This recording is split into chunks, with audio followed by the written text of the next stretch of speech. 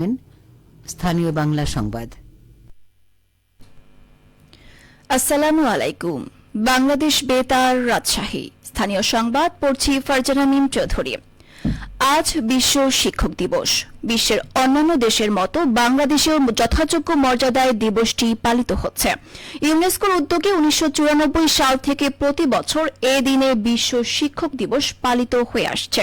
দিবসটি পালনের লক্ষ্য শিক্ষকদের স্মরণ করা এবং তাদের সম্মান জানানো।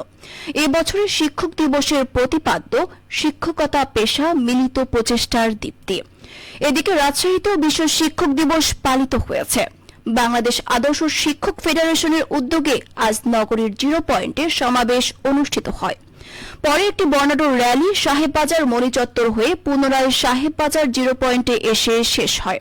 সমাবেশে বক্তারা বলেন, শিক্ষকদের মানসম্মত বেতন ভাতা বৃদ্ধি ও আবাসন খাতে সমতার জোরদার করা প্রয়োজন।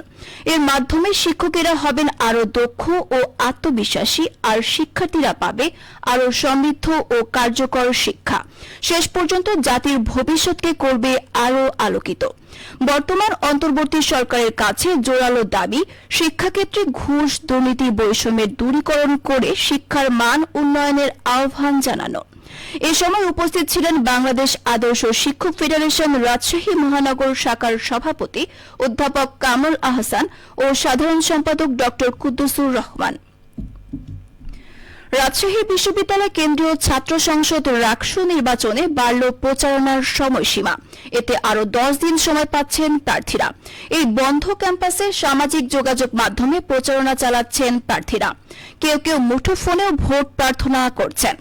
গতরাতে প্রধান নির্বাচন কমিশনার অধ্যাপক ড এফ নজরুল ইসলাম স্বাক্ষরিত এক বিজ্ঞপ্তিতে সময় বৃদ্ধি করার বিষয়টি জানানো হয়েছে।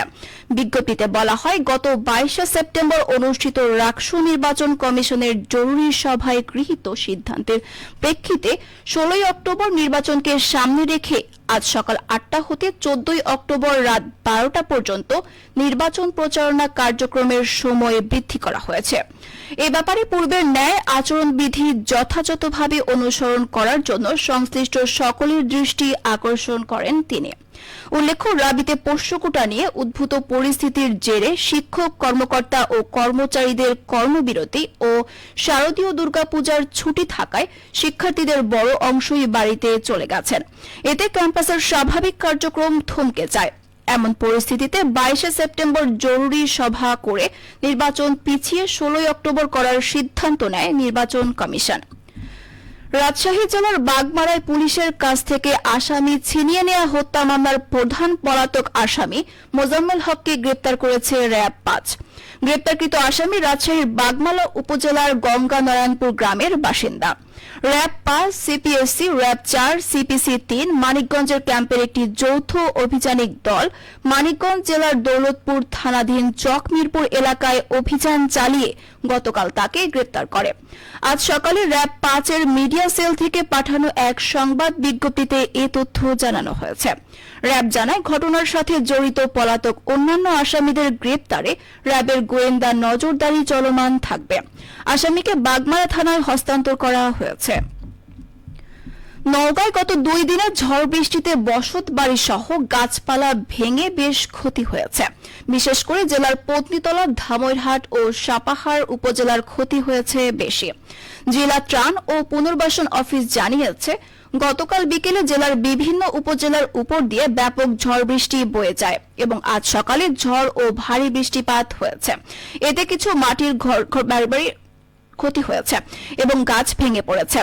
নওগাঁর জেলা প্রশাসক মোহাম্মদ আব্দুল আউয়াল জানান, ক্ষয়ক্ষতির পরিমাণ জানতে তালিকা তৈরির নির্দেশনা দেওয়া হয়েছে। ক্ষতিগ্রস্তদেরকে সরকারিভাবে সহায়তা দেওয়া হবে। রাজশাহীর মোহনপুর উপজেলার জাহানাবাদ ইউনিয়নের ছোট্ট গ্রাম চান্দপাড়া এখন সবার কাছে পরিচিত হয়ে উঠেছে আদা গ্রাম নামে। গ্রামের প্রায় প্রতিটি বাড়িতেই চলছে বস্তায় আদা চাষ। গ্রামে 50টির বেশি বাড়ির উঠোনে সারি সারি বস্তায় আদার সবুজ চারা।